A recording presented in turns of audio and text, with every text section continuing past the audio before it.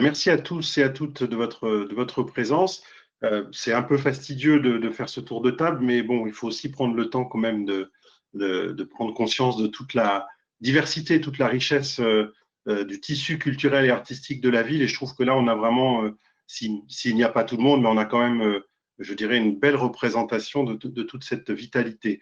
Je vais, sans plus attendre, passer la parole à Monsieur le maire, Yann Galu, qui va ouvrir cette journée. Monsieur le maire, je vous laisse la parole avant d'introduire la table ronde. C'est à vous.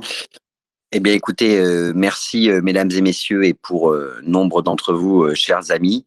Tout d'abord, je suis impressionné par la participation des acteurs culturels de la ville de Bourges. Donc, je voulais vraiment vous remercier de votre présence. Je sais que les conditions ne sont pas évidentes. On est en visio, c'est pas facile, mais avoir une cinquantaine de participants ce matin à cette visio, je trouve ça impressionnant. Et je voulais vous dire aussi que ce que je trouve extraordinaire dans ce genre d'exercice, c'est que même si je connais la plupart d'entre vous, lors du tour de table, Yannick, j'ai découvert des associations, et donc je trouve que c'est vraiment très très intéressant d'avoir fait cette démarche.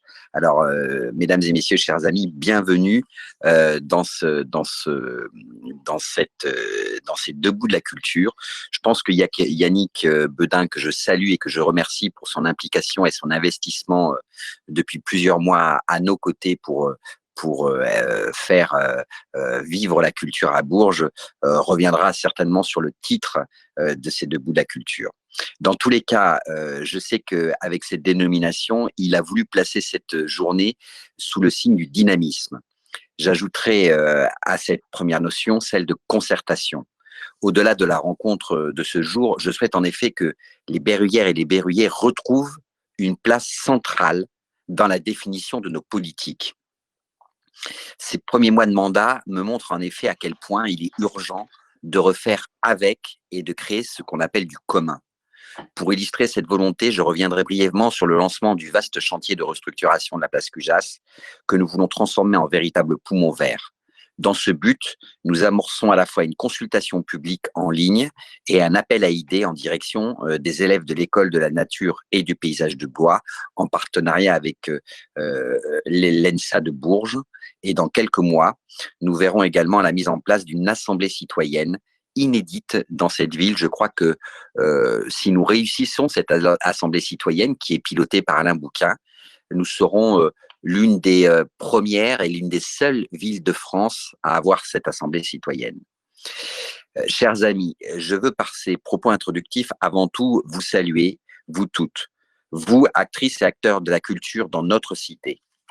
Je sais votre engagement, et notamment dans cette période qui est, je le dirais, bien sûr terrible pour l'ensemble des Français, mais terrible pour les acteurs culturels qui sont fortement impactés par la situation. Je sais votre ténacité et votre créativité. Bourges offre un écrin pour vos activités avec cette tradition de ville culturelle largement reconnue. Sans remonter trop dans le passé, souvenons-nous de l'extraordinaire dynamique née de la création de la Maison de la Culture, voulue par André Malraux, afin de mettre en acte la décentralisation culturelle pensée par Jeanne Laurent. Ce lieu a accueilli la Comédie de Bourges, puis l'embryon de ce qui deviendra plus tard le Printemps de Bourges. Dans les années 1981, alors que les friches culturelles fleurissent dans toutes les grandes villes, des étudiants de l'École nationale supérieure d'art de Bourges créent ce qui est aujourd'hui la friche Entrepôt. Le collectif qui anime cet espace a su sans cesse interroger nos certitudes, que ce soit avec le programme It's Time et aujourd'hui avec le Prats. Bien sûr, Bourges, c'est aussi un patrimoine exceptionnel autour de la cathédrale Saint-Étienne, classée 2 fois au patrimoine mondial de l'UNESCO, 4 musées reconnus musées de France, le Palais Jacques-Cœur. Avec son conservatoire et son réseau de médiathèques, la ville agit également dans les domaines de l'éducation artistique et de la lecture publique. Dans quelques mois, une nouvelle maison de la culture sera inaugurée et nous poursuivrons dans les prochaines années la modernisation de notre paysage culturel avec l'étude d'une restructuration de l'offre muséale.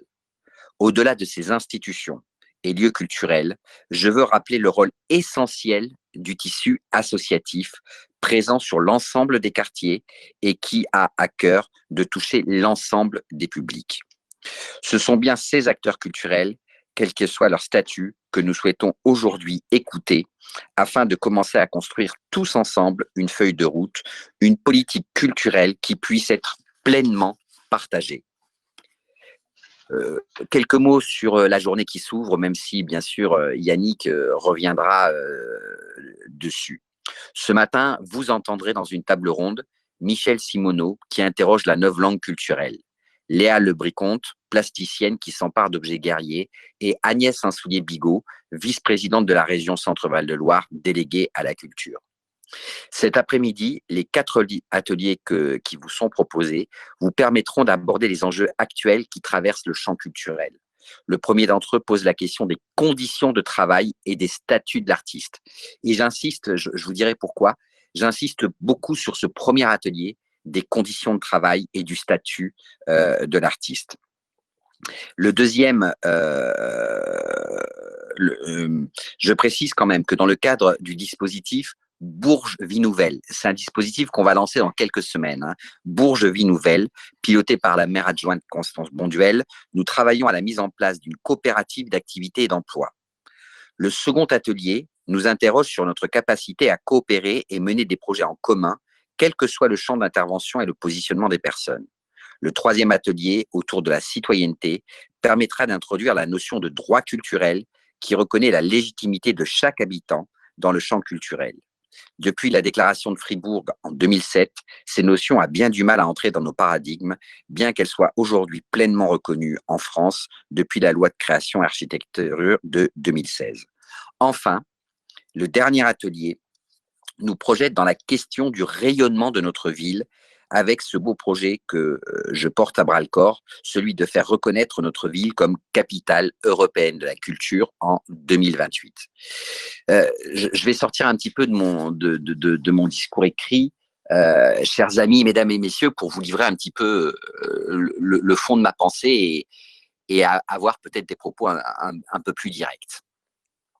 Nous avons donc l'honneur d'être élus depuis 6 mois et vous savez, un maire s'interroge beaucoup sur l'identité qu'il veut donner à sa ville, sur le pourquoi de sa politique publique. Moi, j'ai une grande certitude que je veux vous livrer ce matin. D'abord, même si notre liste a été une liste de rassemblement et que maintenant je suis le maire de tous les Berruyers, il y a des valeurs dont je veux vous parler. Bien sûr, la valeur sociale, faire en sorte que la pauvreté recule dans notre ville de Bourges. Pour moi, je le mets en premier, c'est quelque chose de fondamental. Bien sûr, développer l'activité économique, ça, c'est le cas de nombreuses villes et il faut le faire pour un territoire comme le nôtre. Bien sûr, la solidarité. Bien sûr, le sport. Vous savez que je suis un passionné de sport. Mais le message que je veux profondément vous faire partager, c'est que je vais l'exprimer avec prudence, mais avec détermination. C'est que je crois profondément, je le dis profondément, que Bourges est une ville culturelle. Et je crois profondément que l'avenir, le fil de notre politique au sens noble du terme, doit être la culture. Doit être la culture. Et nous réussirons si dans 10 ans, nous avons collectivement, en s'appuyant sur vous, fait de Bourges la ville de référence culturelle de France. Et je suis très sérieux dans mes propos. Je veux positionner Bourges comme la ville culturelle de France. Alors, elle l'est déjà un petit peu. Elle l'est déjà comme Avignon, bien sûr, comme peut-être La Rochelle. Mais appuyons-nous sur cette possibilité. Et pour s'appuyer sur cette possibilité, moi, je ne vois qu'une manière de procéder, c'est vous. C'est vous qui allez alimenter ce projet de faire de Bourges cette ville culturelle. Sur le projet de fond. Pourquoi je vous parle de projet de fond? Parce que, au-delà du projet de fond, il va falloir que nous présentions très rapidement 2 projets sur lequel je souhaite attirer votre attention. Et je sais que le troisième pôle qui m'entend et que je n'ai pas encore eu le plaisir de rencontrer à cause du Covid, hein, vous savez, beaucoup de réunions ont été supprimées en physique à cause du Covid. Le message vraiment que je veux vous faire passer, c'est que on a deux petits enjeux, mais qui sont assez énormes. Il y a quelques mois, la ministre a annoncé, Madame Bachelot, a annoncé un label fondamental qui est le label de capitale française de la culture. Il faut qu'on rende notre appel d'offres pour fin décembre, là, dans un mois. Et même si notre projet n'est pas construit, parce que c'est vous qui construisez le projet, je souhaite que nous soyons candidats à ce projet, parce qu'il faut positionner publiquement Bourges sur la problématique et sur la question de la culture. Le deuxième projet, c'est bien sûr celui de Capitale européenne de la culture 2028. Alors, rendons à César ce qui est à César. C'est un projet que je porte politiquement, chers amis, mesdames et messieurs. Mais je veux vous le dire parce que peut-être que certains d'entre vous ne le savent pas. Ne le savent pas. Ce projet n'a pas été inventé par Yann Guélu. Ce projet m'a été proposé il y a à peu près deux ou 3 ans par des acteurs culturels du territoire de Bourges. Et donc, si je porte ce projet politiquement, si j'en ai fait bien sûr un axe central avec Yannick de notre politique, sachez que c'est certains d'entre vous, dont certains qui sont présents ce matin avec nous ici, qui sont venus me voir et qui m'ont dit à l'époque, on ne peut pas dire publiquement que c'est nous parce que le maire de l'époque n'est peut-être pas aussi allant sur les problématiques culturelles, mais emparez-vous de ce dossier de Bourse Capitale Européenne de la Culture 2028. Donc c'est un projet qui émane du territoire. Et par rapport à ce projet, moi ce que je veux vous dire, c'est que si nous voulons gagner et si nous voulons nous démarquer de ce projet, il faut bien sûr mettre en avant toutes les facettes et toutes les palettes de la culture de Bourges. Et vous en êtes les exemples vivants, que ça soit de manière artistique ou que ça soit de manière professionnelle, amateur, professionnelle, dans tous les arts, que ça soit les arts écrits, enfin tout. Mais moi, j'ai beaucoup réfléchi à ça. Et ce que je vous propose de réfléchir aussi à travers toutes vos discussions, c'est que regardez la situation en France. Il n'y a pas d'endroit qui soit spécialement dédié à celles et ceux qui créent. Il n'y a pas d'endroit où il y a véritablement une Villa Médicis française de la culture, où on peut accompagner les artistes, où on peut faire grandir les artistes, où il y a des dizaines d'ateliers d'artistes, où il y a des lieux de production, où il y a des lieux de création, où il y a des lieux d'exposition, qui soient des lieux je dirais presque d'accompagnement de l'artiste et de son œuvre. Et c'est à ça que je veux que vous réfléchissiez. Je veux que le premier atelier est fondamental. Le statut de l'artiste est-il suffisant en France? Aide-t-on assez les créateurs, même dans leurs droits sociaux? Eh bien, moi, je souhaite que dans les 10 ans qui viennent, si vous le souhaitez avec nous, Bourges devienne exemplaire dans l'accompagnement des artistes, pour qu'ils aient des ateliers d'artistes, pour qu'ils aient un statut, pour qu'ils aient un logement, pour qu'ils aient des moyens. C'est vrai, et ça dans tous les arts. Faisons de Bourges le Villa Médicis de France et d'Europe. Permettons à des artistes je dirais, de créer à Bourges, de vivre à Bourges. Et pour certains, je le dis, de survivre. De survivre. Et donc, les artistes survivent pour certains. Donc, faisons en sorte qu'ils passent de survivre à vivre, à pouvoir exprimer leur art. Il n'y a pas d'endroit comme ça en France, reconnu, central, qui permette cela. Et donc, c'est vraiment ce que je vous propose de travailler à terme, bien sûr, à terme. Mais je pense qu'on a un créneau pour accompagner les artistes formidable. Alors, ça ne veut pas dire qu'on les retienne à Bourges. Non, hein. Les artistes peuvent venir s'y installer quelques mois, quelques semaines, quelques années, repartir, revenir. On ne va pas les enfermer à Bourges. Mais on va leur proposer que Bourges soit un lieu d'habitation, un lieu de création, qu'il soit temporaire ou définitif. Et surtout, on va les respecter. on va les associer, on va associer la population, on va aussi faire que ces ateliers d'artistes soient partout dans la ville et que des lieux de création soient partout dans la ville. Donc voilà mon rêve, hein, voilà mon envie, voilà mon désir le plus profond et je sais que je peux compter sur vous, bien sûr, pour mener ce projet et que ce projet ne réussira que s'il est partagé par l'ensemble et chacun d'entre vous. Merci de ces propos. J'ai peut-être, Yannick, j'en suis désolé, été un peu long, mais je voulais vous faire passer ma détermination à être à vos côtés et ma fierté d'être maire d'une ville qui a autant d'acteurs et d'actrices culturelles comme Bourges. L'objectif des deux bouts de la culture, c'est de construire le projet culturel de territoire dont Bourges a besoin et qui fait cruellement défaut depuis des années. Hein. C'est-à-dire que depuis des années, les uns les autres, vous travaillez dans vos domaines respectifs, parfois ensemble, mais sans qu'il y ait véritablement de sens donné par la collectivité à ces actions et sans qu'il y ait véritablement d'axes partagés, de principes partagés, de règles un peu communes à tout ce qui se fait.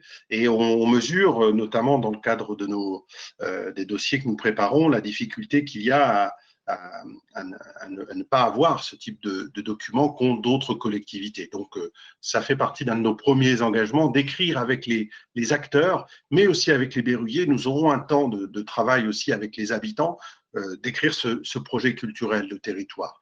Évidemment, en s'appuyant sur les énergies locales, en s'appuyant sur vous, dans l'idée aussi de refédérer un monde culturel et artistique qui a parfois été un peu qui s'est un peu fissuré dans des débats que nous avons connus, et dans l'idée de refédérer donc autour d'un projet commun, d'un projet de Bourse Capitale Européenne de la Culture. Voilà, remettre tout ça un petit peu en mouvement et collectivement en mouvement, parce qu'évidemment, les uns et les autres, vous fournissez un travail déjà remarquable. Ça a été rappelé par le maire, mais c'est vrai que Bourges est une ville à part dans le paysage culturel. C'était une ville d'audace, de toutes les audaces. Il faut retrouver, je pense, c'est ce qui nous permettra d'aller de l'avant, ce caractère audacieux. Alors, sans plus attendre, nous avons invité à cette table ronde 3 personnes qui vont chacune à leur manière, en un quart d'heure, 20 minutes. On va essayer de répartir le temps comme cela, et on reviendra dans le débat, mais pour qu'il y ait quand même de l'échange, qui vont nous permettre d'avoir un regard, je dirais, distancié par rapport à notre ville, par rapport à notre collectivité, et de réfléchir, y compris de nourrir nos ateliers de l'après-midi à partir des réflexions de ce matin. Tout d'abord, je remercie Michel Simoneau d'avoir accepté mon invitation et notre invitation. Michel Simoneau est sociologue, il est dramaturge, c'est un auteur qui est aussi artiste, associé à la friche Anigra à Arcueil. Il est l'auteur d'un certain nombre d'ouvrages, et notamment d'un qui m'a fait penser à lui pour la table ronde de ce matin, qui s'appelle La langue retournée de la culture. C'est un petit ouvrage, mais d'une puissance, je dirais, remarquable, avec des entrées très concises sur le vocabulaire que nous utilisons, j'y reviendrai, dans le milieu de la culture, mais qui en dit long aussi sur les logiques en œuvre. On pourrait dire, Michel, un penseur critique des politiques culturelles, et donc je tenais à ce qu'on ait un peu cette approche critique. Il est aussi l'auteur, moi je le dis au passage, parce qu'il faut aussi faire la promotion de ceux qui créent, mais d'une pièce moi, qui me hante beaucoup, Charlie Delta Charlie, sur la mort de Ziad Ebouna en 2005, et il a fait ce travail théâtral autour du procès des policiers impliqués dans la mort de ces 2 jeunes en 2005. Et autour de cela, s'est développée toute une pensée autour de l'art et de son implication sociale, de l'intervention des artistes dans le champ politique et social. Et je trouve que ça résonne beaucoup avec l'actualité. Merci aussi à Léa Lebricomte d'avoir accepté notre invitation, qui, elle, va intervenir comme artiste. Léa Lebricomte est diplômée de l'École des Beaux-Arts de Paris. Elle œuvre dans l'ensemble du champ des arts visuels. Et Monsieur le maire l'a rappelé, un des thèmes de prédilection, ce sont les traces de la guerre, des combats, qu'elle détourne, qu'elle travaille. C'est vraiment l'objet de ses créations, une grande partie de ses créations. Léa n'est pas complètement étrangère à Bourges. Je crois que Michel non plus, il pourra le rappeler, mais Léa me disait que dans la préparation, qu'elle avait fait un échange avec l'ENSA lorsqu'elle enseignait aux Beaux-Arts de Nantes, et puis qu'elle avait fait une performance pour l'association Bandimage, pour les rencontres Bandimage, aux alentours des années 2010. Voilà, donc elle connaît un peu le tissu local et la réalité culturelle et artistique de la ville. Et puis, nous avons le plaisir d'accueillir Agnès Saint-Soulier-Bigot, vice-présidente de la région Centre-Val de Loire en charge de la culture. Elle est aussi présidente de Cyclic, qui est l'agence régionale pour le livre, l'image et la culture numérique, une agence très importante pour notre région et pour la France, parce qu'elle a un rayonnement national. Agnès Saint-Soulier a mis en place des politiques culturelles. Elle œuvre au dialogue entre les acteurs de la région, les élus, et puis elle a mis en place des projets artistiques et culturels de territoire. Je crois qu'on aura besoin aussi de cet éclairage institutionnel ou d'une expérience de collectivité en matière de mise en œuvre des politiques culturelles. Cette table ronde, son sujet porte sur les enjeux d'un projet culturel. Pourquoi faire un projet culturel de territoire? Je crois que c'est une question qu'il faut se poser avant d'ouvrir nos débats. Finalement, puisque pendant des années, Bourges n'a pas eu de projet écrit, est-ce qu'on pourrait continuer comme ça? La question mérite d'être posée. Donc, il faut poser la question des enjeux pour voir combien il est important d'avoir un projet culturel. Dans un contexte où, ça a été dit et rappelé, donc je ne m'étendrai pas, mais où quand même la société, je pense, redécouvre l'importance de la culture et de l'art. Quand les expos sont fermés, que les cinémas et les théâtres sont fermés, on voit à quel point l'expression artistique est vitale à notre monde. Mais on est aussi dans un moment où la culture et les acteurs culturels s'interrogent sur leur survie, privés de moyens de création et d'expression. Ça nous réinterroge aussi sur les moyens de diffusion, de partage, de rencontre avec les publics, comment aller et comment partager l'expérience artistique. On a l'entrepôt qui a déporté sur une plateforme numérique les rencontres internationales monde multiples. C'est une expérience, mais ça oblige les uns et les autres à modifier un peu notre rapport au public et à la création. Il y a de multiples enjeux, la place du numérique, évidemment, qui nous envahit dans le champ professionnel comme dans nos loisirs, qui supplante les formes traditionnelles d'accès aux œuvres, et puis la marchandisation de la culture, hein, qui est quand même une menace pour le monde artistique et culturel. Si nous sommes là, je pense, enfin, en tout cas, c'est ce que monsieur le maire rappelait tout à l'heure, c'est aussi parce qu'on croit que la culture et l'art sont essentiels à la liberté de l'individu, à sa construction, à son émancipation. Il faut réinterroger comment rendre possible aujourd'hui ces principes dans le monde d'aujourd'hui, avec toutes les contraintes que nous connaissons, pour refaire de l'art un outil d'émancipation et de liberté, réactiver cette ambition que je qualifie de profondément humaniste. Alors, je vais passer la parole à Michel Simoneau. En partant de son livre, page 31, sur la définition du projet, parce que toutes et tous, vous êtes, c'est un mot qu'on utilise, l'écriture de projet, et page 31, je vais lire ce passage en guise d'introduction, vous dites du projet culturel artistique pouvant chercher son articulation à la mission de service public, et donc y puiser son sens, on est passé au projet fragmenté, à finalité immédiate. Croyant mettre en œuvre une ligne politique, les collectivités subventionnent des coûts sans lendemain. Réduits à de tels coûts, les projets politiques de démocratisation de la culture sont voués à l'échec, dans lequel ils entraînent les artistes et acteurs culturels. Dans ces conditions, les exigences d'un travail artistique sont simplement ignorées, voire considérées comme un obstacle, voire dénoncées comme des caprices élitistes. Je trouve que c'est un passage qui ouvre bien nos discussions. Et donc, Michel, je vous interrogerai pour savoir comment éviter cet écueil, comment faire autre chose que d'aligner des coûts artistiques et culturels, mais définir une politique au long cours, qu'est-ce qu'on entend par projet culturel et quelle définition et quelle réalité pour vous recouvre cette notion. Donc, alors, il faut ouvrir le micro et puis chacun éteint le sien pour qu'on puisse bien. Ben merci d'avoir été. Ce n'est pas qu'un merci comme ça de pure circonstance, c'est que à écouter ce que vous m'avez expliqué préalablement à nos échanges et d'avoir écouté le maire et tout ça, il y a vraiment un projet de ville, moi, qui me semble important, enfin vraiment. Et cette façon d'en parler sur la durée, le prolongement et par rapport à la question que vous avez évoquée, le projet, qu'est-ce qu'un projet, je trouve important. Je suis très content de réfléchir à ça avec vous. Ce que je voulais dire, alors d'abord, c'est très, je vais devoir parler évidemment dans un temps court, ce qui va m'obliger à picorer dans des éléments. Mais ça, c'est la règle du jeu. Mais peut-être qu'on aura l'occasion, ou aujourd'hui ou un autre jour, d'approfondir. Si vous avez envie, moi, ça m'intéresse beaucoup. Mais ce que je voulais dire, déjà, puisque la question de, et c'est important. J'ai une expérience à la fois artistique, à la fois de responsabilité de lieux, d'institutions, mais également de friches, de lieux alternatifs. J'ai navigué un peu dans tout ça et j'en connais bien, enfin, j'en connais bien. J'en ai en tout cas une expérience. Et ça, c'est très, et je pense que c'est et artistique aussi.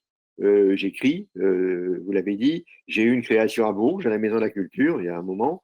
Donc, je pense que cette réflexion, elle vient aussi chez moi de ce tissage d'expérience, à la fois, puis j'étais au ministère de la Culture dans les années 80, enfin bon, il y a eu comme ça, cette réflexion, elle est née de tout ça. Et d'une grande complicité avec le monde artistique, mais pas d'une méfiance du monde politique, d'une critique du monde politique, et d'avoir envie que ce monde politique ait une capacité critique sur lui-même, des artistes eux-mêmes des fois. Alors là, je vais être un peu pointilliste parce que je n'ai pas beaucoup le temps. J'ai bien entendu la question du projet qui me semble essentielle. Et pour y arriver, je voudrais. Là, vous me dites si je vais trop vite ou quoi, hein, il ne faut pas hésiter à me. Yannick ou autre. Non, allez-y, ne vous inquiétez pas. Vous développez. Bon, voilà. Je voulais partir de fondements. C'est-à-dire, on est vraiment dans le cadre, j'ai bien entendu, d'une politique publique. Et ça, c'est fondamental. C'est une politique publique menée par une collectivité territoriale. Et ça, c'est essentiel. C'est-à-dire, on est passé à une période que tout le monde connaît, où il y avait des politiques nationales, à une politique, aujourd'hui, on le voit bien, c'est la ville de Bourges qui se pose ce problème pour elle-même, en tant que collectivité territoriale, et avec ses acteurs et ses habitants. Et ces acteurs dont vous êtes ici autour, sur cet écran, mais qui est dans la ville. Et ça donne ça amène une réflexion très particulière. Je vais revenir, mais je vais commencer pas sur la question du projet. Je vais venir sur une question qui me semble fondatrice pour penser la suite, et qui d'ailleurs qui est dans mon petit bouquin, mais il y a des choses que j'ai notées depuis. D'ailleurs, le livre, je suis en train de le continuer, parce que la réflexion, elle est en cours, elle ne s'arrête pas. Je veux dire, je parle vous allez voir, ça a l'air bizarre peut-être, mais je parle de la question de la subvention. Quand on parle de politique publique, pour les artistes, enfin pour nous, ce qui est fondateur dans la politique publique française, dans l'idée du service public tel qu'il a été fondé dans les années, je ne fais pas du passéisme, vous allez comprendre pourquoi, juste après-guerre, tout s'est articulé très concrètement autour de la notion de l'acte de subvention. Et quand, c'était l'État à l'époque, l'État a mis en place la subvention, je vais très vite, hein, vous me pardonnez, la subvention, c'est en fait et vous le savez, c'est quand l'État comme représentant je ne dirais pas de la nation, du peuple, de l'intérêt général, collectif, par la subvention, donne les moyens d'une action, d'une délégation de service public, d'une action au nom d'un intérêt général. Et l'attribue à une entité privée, privée au sens juridique. Elle peut être privée commerciale, mais elle peut être privée à but non lucratif, comme la plupart des associations qui est ici autour, comme les compagnies, comme même une maison de la culture. Donc, n'a pas de but lucratif. Mais alors, il faut venir de là pour comprendre où on en est aujourd'hui, c'est-à-dire le contexte dans lequel nous sommes et vous êtes. C'est-à-dire que la subvention, au départ, elle avait 4 objectifs que je nomme juste.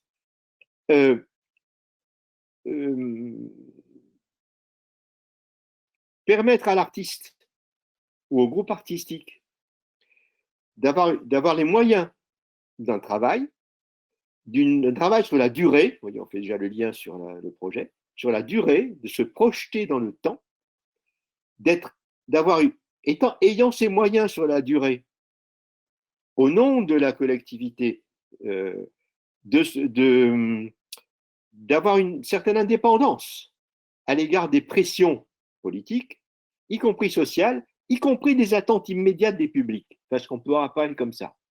C'est ça la subvention, au départ. Elle avait aussi comme objectif, comme troisième objectif, baisser les coûts, c'est-à-dire de ne pas reporter sur l'activité publique les coûts totaux de production, etc.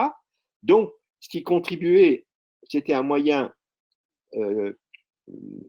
financier de contribuer à une forme de démocratisation, c'est-à-dire que l'argent ne soit pas un obstacle complet à ça. Donc, il y avait, et puis, cette subvention était un devoir de créer, c'est-à-dire un devoir d'alimenter la vie artistique du pays, de la collectivité publique. Et donc, ces 4 objectifs que je ne fais que citer, désolé s'ils sont rapides, il faudrait les creuser, aujourd'hui, il n'existe plus tel quel du tout. C'est-à-dire, on est dans un contexte où cette subvention, d'ailleurs, le mot subvention, il est très peu employé. On emploie aujourd'hui à sa place le mot financement. C'est-à-dire, et vous vous rendrez compte, notamment pour les jeunes générations, même pas très jeunes, d'ailleurs, ça fait un moment, ça fait 20 ou 30 ans que ça dure, 20 ans, c'est qu'on recherche des financements aujourd'hui. La notion de subvention, elle est quasiment disparue, y compris de la part des pouvoirs publics. Ils considèrent qu'ils donnent des financements. Et c'est-à-dire le mot financement, qui est employé surtout au début des années 80, le mot financement, il fait qu'au fond, l'argent, les moyens qui sont donnés par la collectivité publique, ils ne portent plus en eux la mission d'intérêt général. C'est un financement, c'est de l'argent. Et de ce point de vue-là, il est rendu égal et équivalent à tous les financements possibles, privés comme publics. Et le fait qu'aujourd'hui, dans les collectivités publiques, y compris dans les collectivités territoriales qui n'y font pas attention, emploient indifféremment le mot financement que le mot subvention, contribue à la dévitalisation de cette mission d'intérêt public, d'intérêt général, et cette réflexion sur ce qu'est l'intérêt général porté par les moyens que donne la collectivité publique. C'est au centre pour moi de ce que j'ai entendu, ce qu'a dit le maire et ce que vous m'avez dit Yannick, de ce qu'est ce projet et de cette permanence d'une Villa Médicis, tout ça. Donc, qu'est-ce que c'est que apporter les moyens publics? C'est des financements ou c'est... Et d'ailleurs, aujourd'hui, et ça je ne l'ai pas noté dans le livre, mais qui est nouveau, c'est que certains l'ont peut-être entendu, y compris dans les DRAC et dans les collectivités territoriales, on vous demande, on vous demande, on dit oui, mais d'accord, vous avez des subventions ou des financements publics, mais quel est votre modèle économique? Cette notion de modèle économique qui est entrée maintenant dans le langage, dans l'injonction qui est donnée par les collectivités, notamment l'État, les DRAC, tout ça, mais aussi dans certaines villes, même dans beaucoup de villes, dire voilà, quel est votre modèle économique? Ça veut dire, attention, l'argent public et non plus la subvention. Pour le mériter, vous devez trouver de l'argent qui vient d'ailleurs. Alors, d'autres collectivités, évidemment, c'est multiplier les sources publiques, mais privées, mais augmenter les ressources propres, augmenter la fréquentation. Donc, remplissez les salles.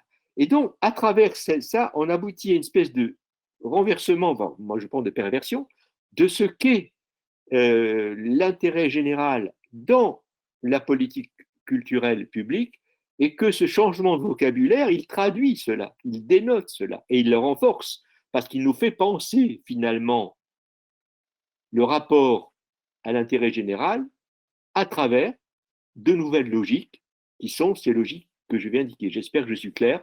Je ne sais pas si c'est assez clair, vous me dites, parce que j'essaie d'aller vite, je sais que je n'ai pas beaucoup de temps. Alors, ça me fait penser, cette idée de l'injonction au modèle économique, il me fait l'associer, du coup je change les ordres, mais c'est parce que je suis mon raisonnement. J'ai dit que le modèle économique fait que, au fond, la subvention publique, et ce que je rappelais au début de ce qu'il portait comme principe, il devient tout à fait second, voire même secondaire, voire même abandonné parfois, au profit de la pression donc de l'argent qu'il faut chercher, donc d'une forme de rentabilité. Or, dans le secteur qui est le nôtre, culturel, la rentabilité, elle est rarement économique.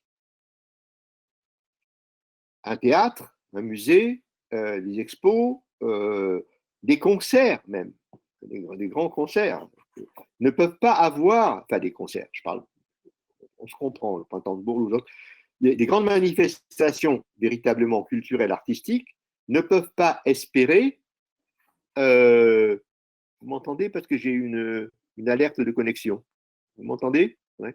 Oui, oui, Oui, oui, Espérer, merci, d'avoir une rentabilité économique. Donc la rentabilité qui est recherchée par les désormais financeurs n'est plus, comme étaient les subventionneurs, une rentabilité, enfin, il y a une recherche de rentabilité.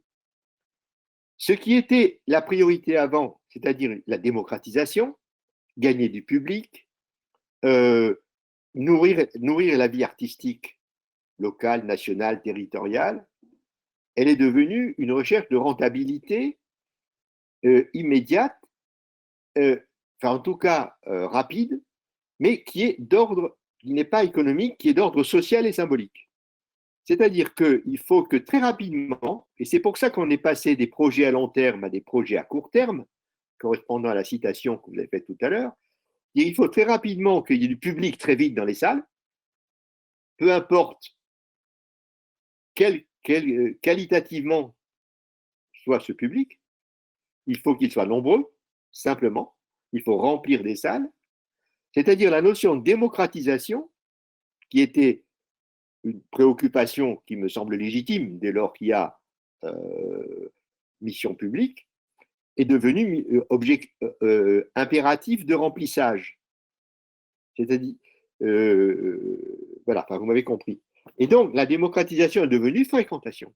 Et tout ça, c'est un modèle qui est très cohérent et qui pose la question de l'objectif d'une politique publique et je dirais à la limite d'une ville, enfin comme Bourges, tout ça. Quel est cet objectif de la ville par rapport à ce que je viens de dire? Ce qui renvoie à la notion alors c'est compliqué parce que j'ai quitté l'ordre que j'avais prévu. Donc, j'ai dit, il y a une dérive sur la fréquentation. Et à partir du moment où il y a une demande de rentabilité, on n'est plus sur le long terme. On ne donne plus de subventions qui permettent à l'artiste une indépendance sur le long terme avec un devoir de création et de diffusion de sa création, de partage, de démocratisation. À partir du moment où il faut aller vite, on est dans le morcellement.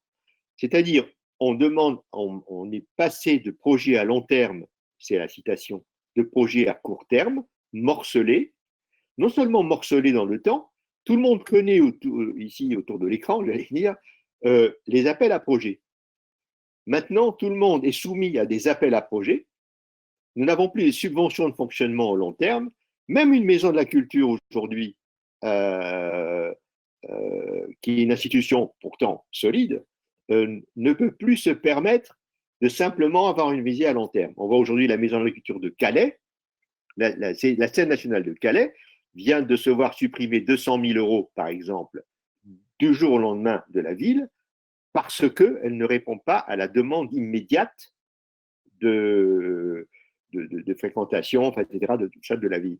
C'est-à-dire qu'on est il faut avoir des projets morcelés dans le temps, et les équipes artistiques comme les artistes sont soumis à chercher en permanence l'appel à projet qui va leur permettre de continuer.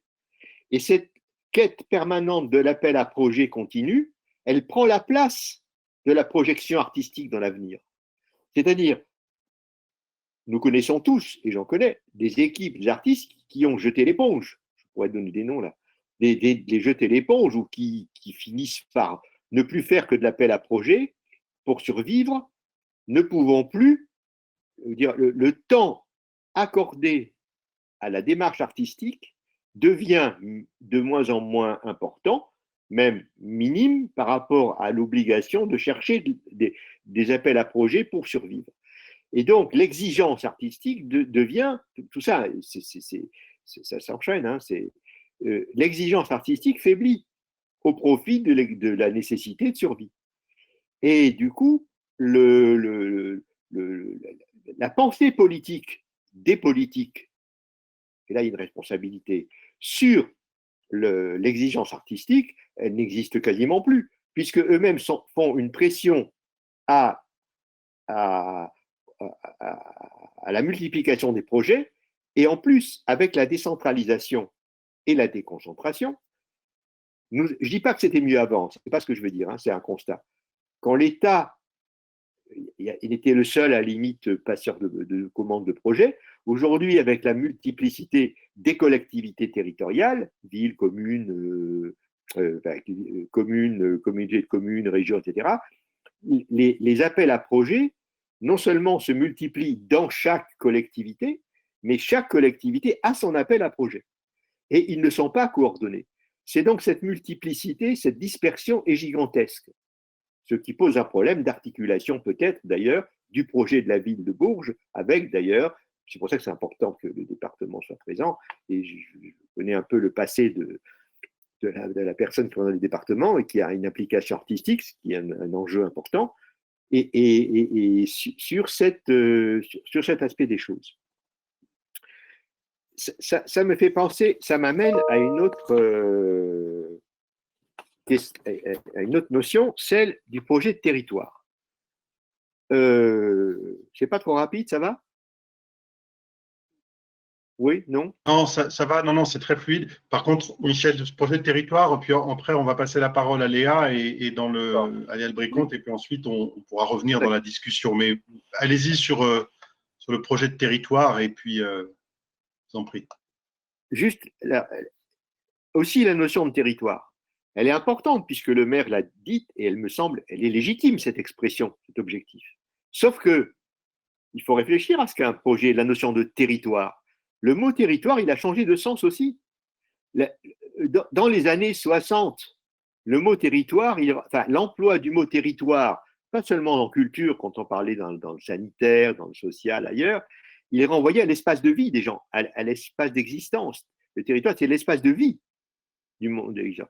Et l'espace de vie, il était différent selon les individus, les groupes sociaux, les conditions d'existence. Et cette notion de territoire, elle a évolué. Elle n'est plus principalement le territoire de vie. Parfois, elle ne l'est plus du tout. Le territoire de vie, il est venu majoritairement, je ne dis pas ça pour Bourges, je pose une question générale, mais qui concerne tout le monde. Elle est devenue un territoire politique. C'est mon territoire politique d'élu qu'il faut privilégier. Le territoire de vie, il est inclus dedans, mais il est inclus dans le territoire politique. Donc, cette question, elle est à faire. Il y a aussi, mais il y a deux autres notions qu'il faut que nous ne prenons pas en compte. C'est le territoire de l'artiste et le territoire de l'œuvre. C'est-à-dire qu'il y a le territoire de vie, il y a effectivement le territoire auquel a intérêt l'élu, les élus, c'est logique, mais c'est jusqu'à quel point et comment et à quelles conditions. Et le territoire de l'art et des artistes, le maire l'a évoqué un peu, comme Yannick, vous l'avez évoqué aussi, c'est-à-dire que en disant que cette ville de Bourges devrait ne pas être qu'au service de Bourges, c'est des artistes qui viendraient de partout, dans Bourges, avec Bourges, mais qui sont ouverts ailleurs. Donc, cette notion de territoire de l'artiste, qu'est-ce que c'est qu'un artiste? Prenons l'exemple du projet de Bourges. Un artiste, qui arrive à Bourges, qui travaille à Bourges, qui normalement, et c'est logique, a quelque chose à rendre à la ville et aux habitants, dans quelles conditions? Et le territoire de l'œuvre, une œuvre, elle ne peut pas être condamnée, reléguée à une ville. Une œuvre n'a de sens que si elle est reliée pour aller vite, à l'art en général. C'est un peu ce que je dis, un peu, mais on se comprend. Elle est reliée à la vie artistique et non pas simplement à ce qui est produit localement. Même si ça doit peut-être avoir, j'en sais rien, il faut en discuter, à quelles conditions raisonner sur la vie artistique locale, bien entendu. Et je terminerai sur ça, et je sais que tout ça, c'est jamais que des questions, c'est que ça renvoie à la question, désolé de la poser comme ça, qu'est-ce que l'art et qu'est-ce qu'on entend de l'art? Bon, d'accord, là, je fais que poser la question, mais je dirais quand même que,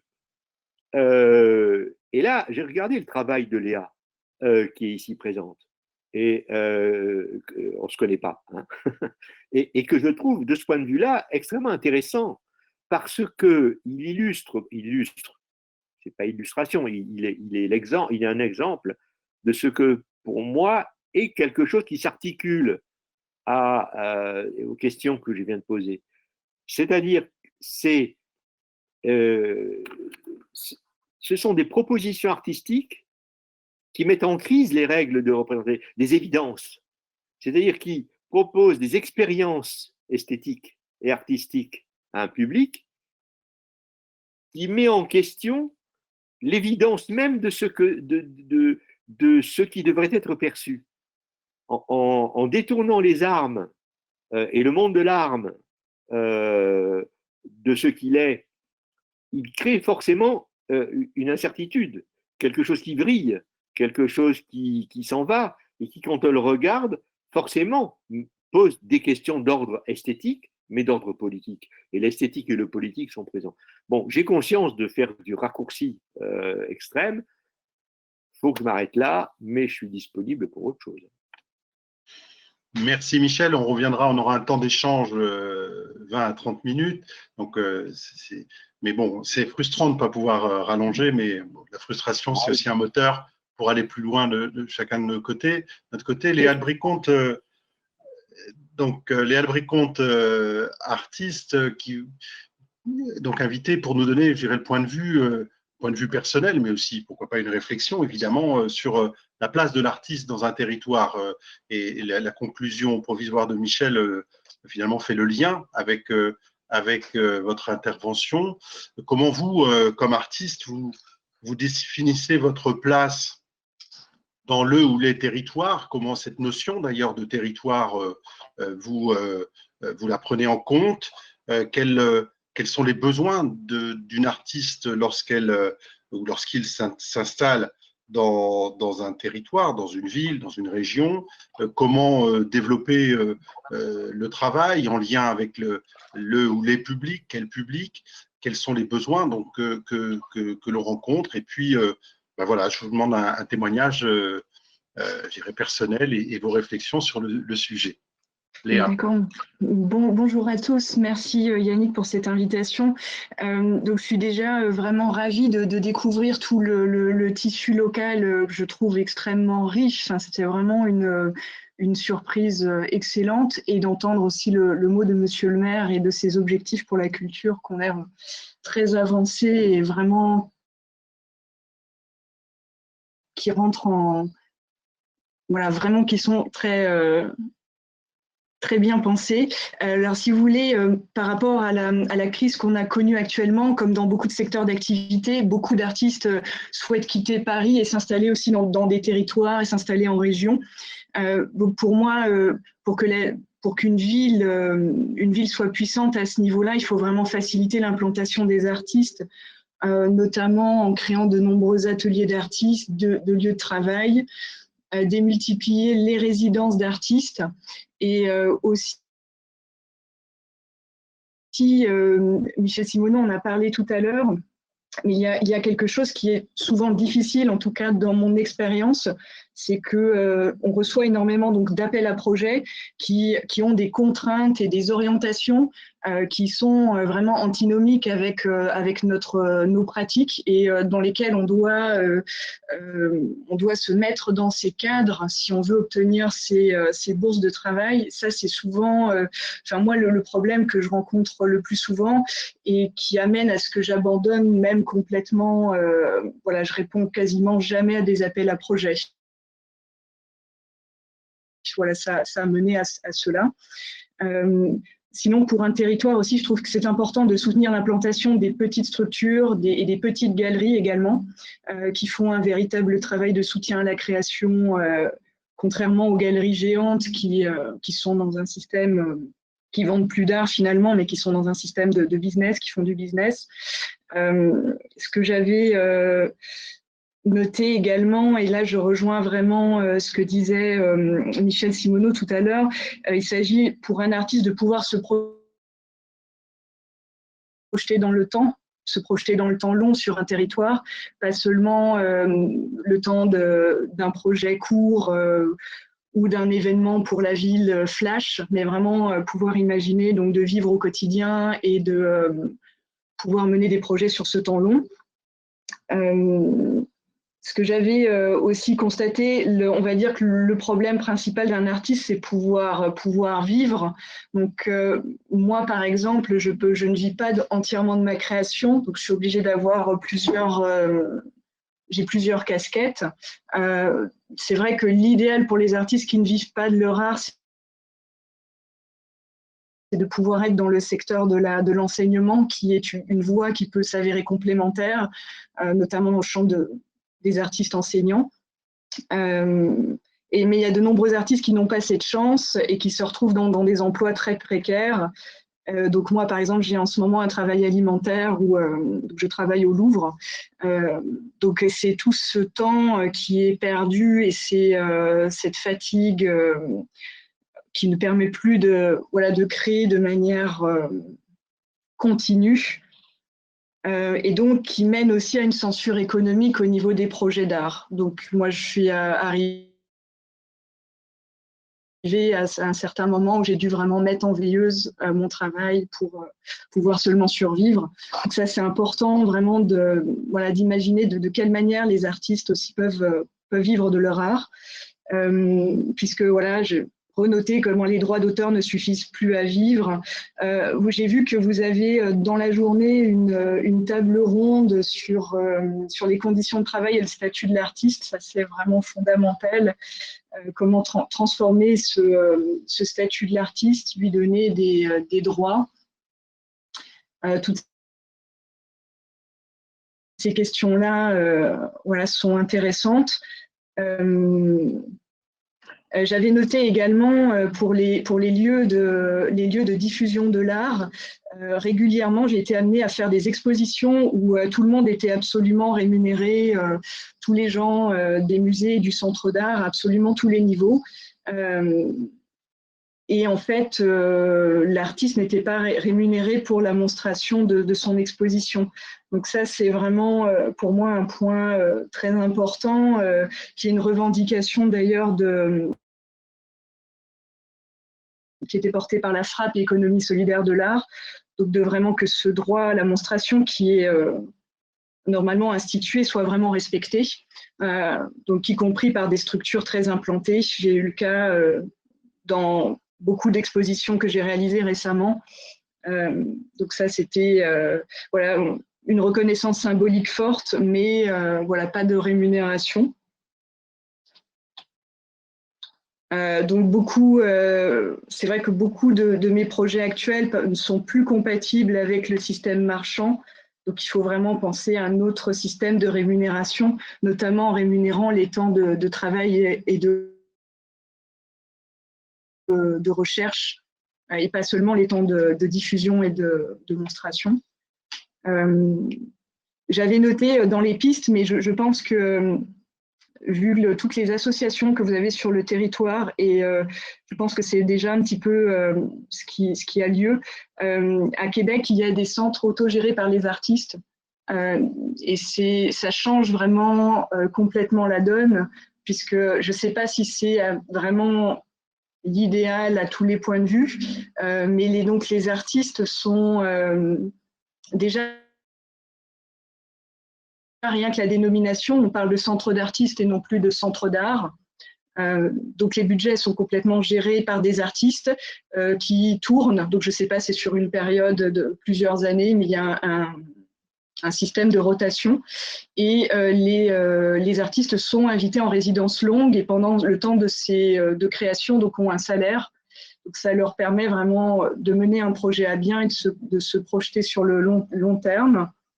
Il y a quelque chose aussi que j'ai noté, c'est que souvent, donc, il y a les appels à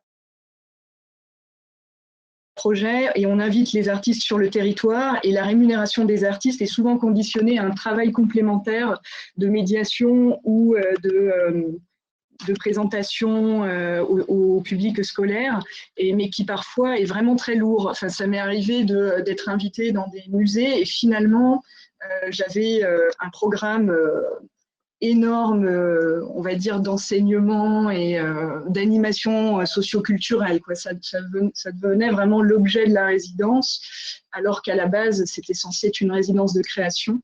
Donc ça, c'est aussi voilà, on sent que le travail de l'artiste ne suffit pas à mériter cette rémunération, qu'il y ait vraiment une rentabilité maximum. Ça, je l'ai senti aussi régulièrement. J'avais noté également comme petit mémo sur le rôle des FRAC,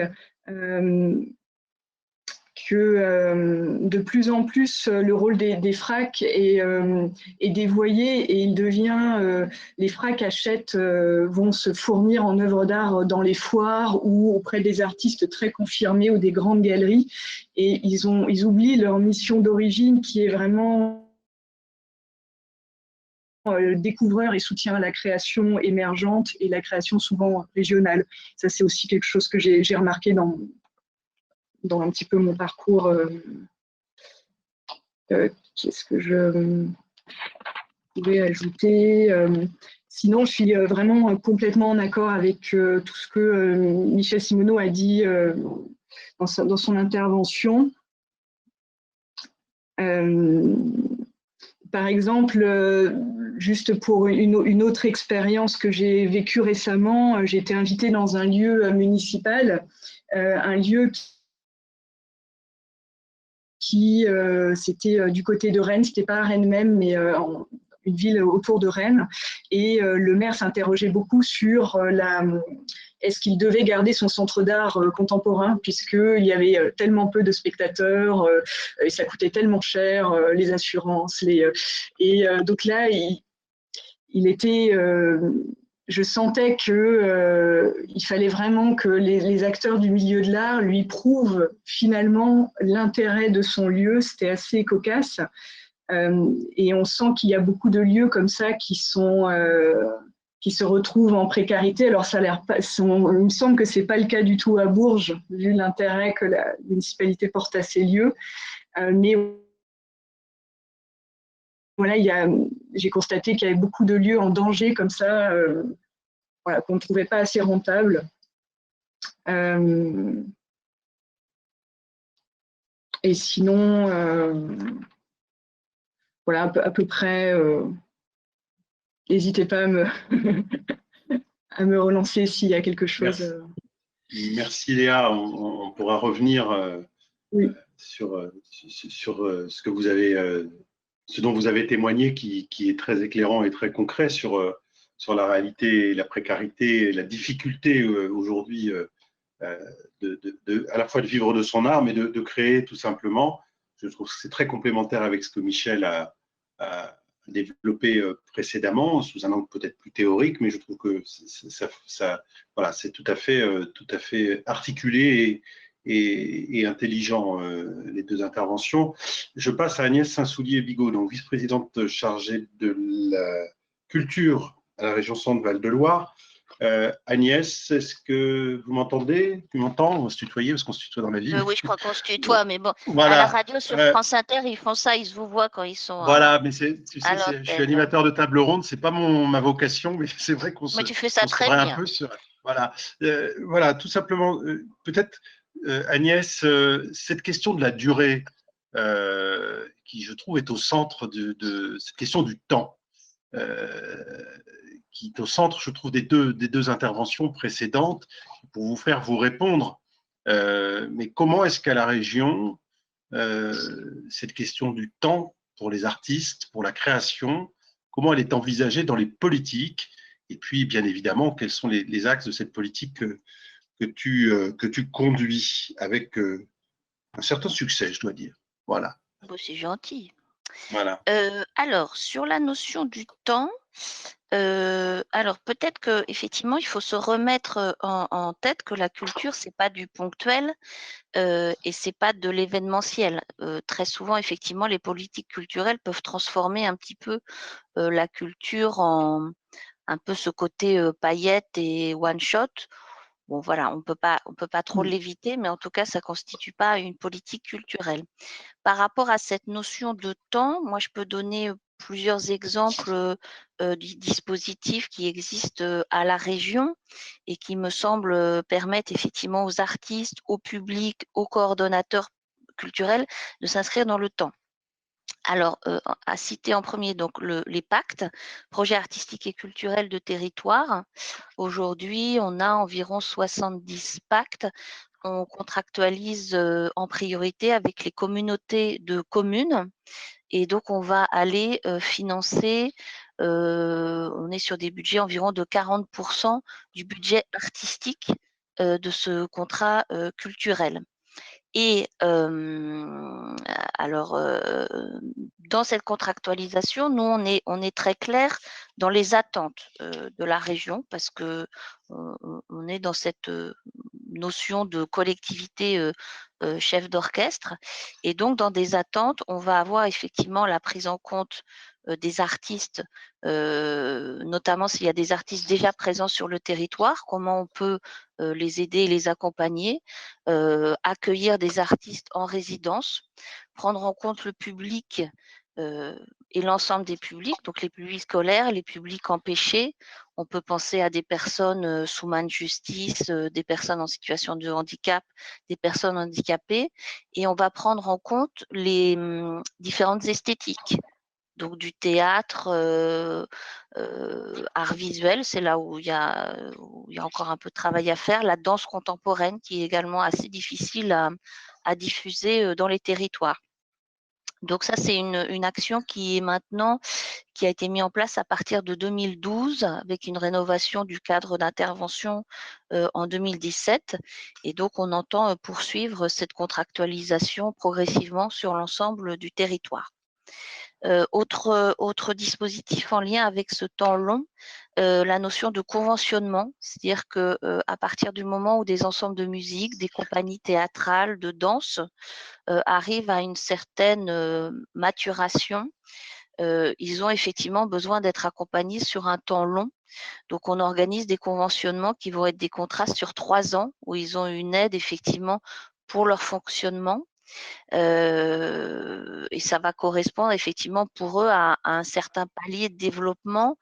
Et on le voit bien, ça leur donne une sérénité dans leur travail, c'est-à-dire qu'ils abandonnent ce côté subvention annuelle qui peut être assez anxiogène pour arriver à un certain palier, pouvoir travailler sur des projets et sur des temps longs.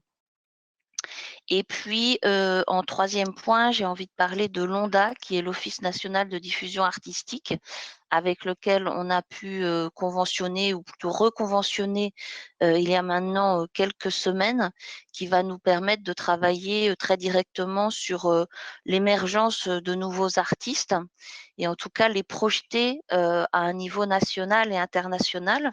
Donc là, on fait le choix en fait de miser sur 2 artistes, en l'occurrence Julie Delisle, qu'on connaît bien ici à Bourges avec le théâtre des Trois Parcs, et Vanessa Kamp Infomala, qui vont être accompagnés avec l'ONDA, la région Centre-Val de Loire et la DRAC Centre-Val de Loire pour diffuser, se faire connaître dans les scènes et les réseaux au niveau national.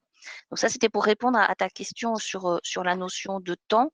Et puis, plus largement, sur la politique culturelle de la région, nous, on a démarré ce mandat en 2016, comme tu le fais, avec des états généraux de la culture qui ont pu aboutir à 20 mesures pour la culture dans notre région. Et on est en passe de finaliser la mise en œuvre de ces 20 mesures qui sont autour de 4 axes.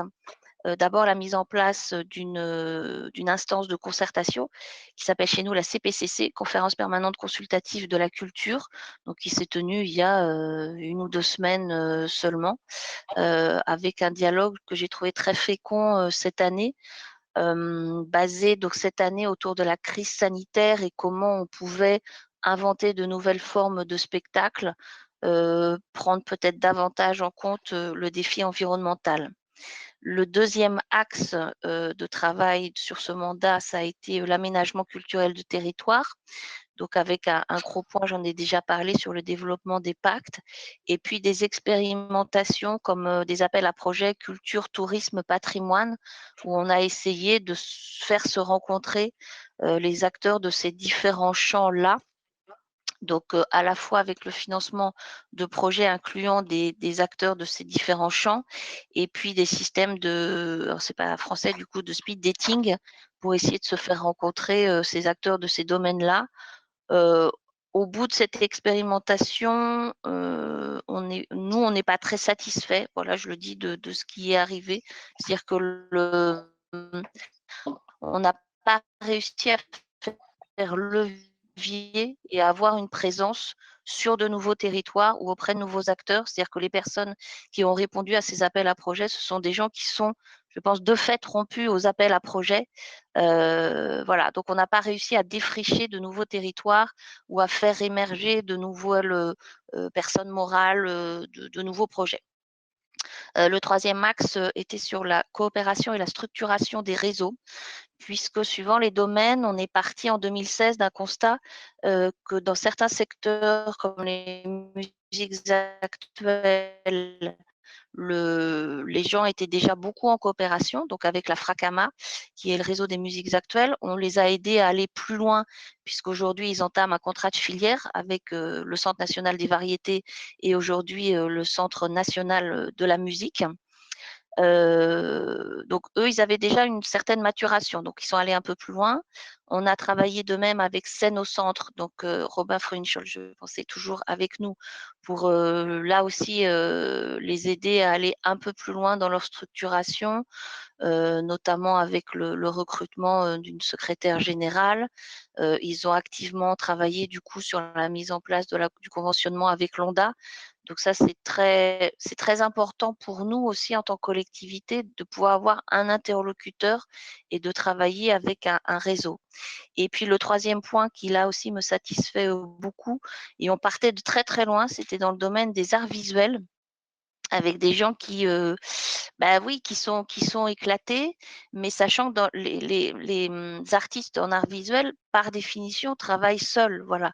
Peut-être que dans le spectacle vivant, on est déjà habitué à travailler en troupe, en compagnie, en groupe, mais les artistes d'art visuel travaillent seuls par définition. Mais du coup, c'est assez compliqué, bien sûr, de mener des travaux ensemble et aussi de se faire entendre auprès des collectivités. Voilà, ça c'est une réalité si on veut faire du lobbying auprès des collectivités, avoir une visibilité, faire des projets en commun, il est important de se structurer.